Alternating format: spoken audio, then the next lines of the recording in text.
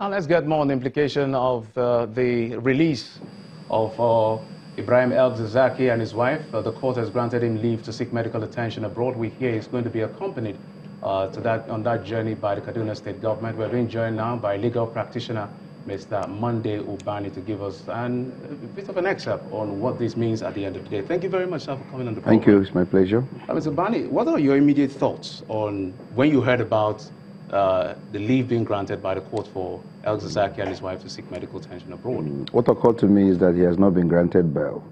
As rightly pointed out, the right language is that he has been granted leave to seek for medical treatment, further medical treatment, because the government has been telling us all this while that he has been receiving medical treatment while in detention. But the argument is that, look, let him seek for better medical treatment abroad. And now the court has, in its wisdom, granted this desire of the counsel for the accused that he should be treated abroad.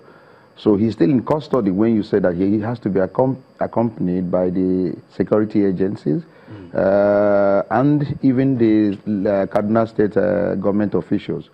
So it means that he's still in their custody. That is the meaning of that. He has not actually been granted bail in the real sense of that word.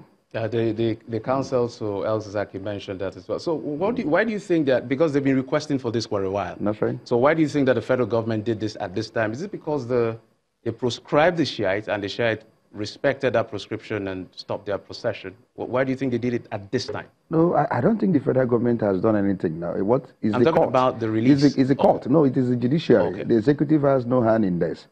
The order was made today by the court. The second issue we should be looking at is whether the executive will even respect the ruling of this particular court by agreeing for Zakzaky to take his treatment abroad. So one thing is to make the order that has been made today by the judiciary. The second is whether the executive will comply with it. So between today and tomorrow, we should be able to know whether that order is going to be obeyed by the executive. So it's not the issue of federal government.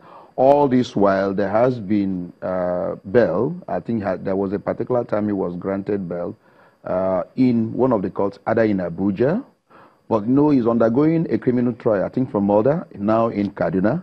So this is the first time the formal application for his bail is coming before the court, and the court adjourned today for ruling, but the court thought otherwise. Instead of granting him an outright bail, since the issue of medical has been mentioned, let's allow him to take his medical treatment, because that's the issue. If you are saying that he is not feeling well, he needs medical treatment, let's oblige you by allowing him to go for medical treatment abroad. That is what the court is saying in that ruling. So outright bail has not actually been granted. So they can explore by going on appeal that the court has actually denied bail.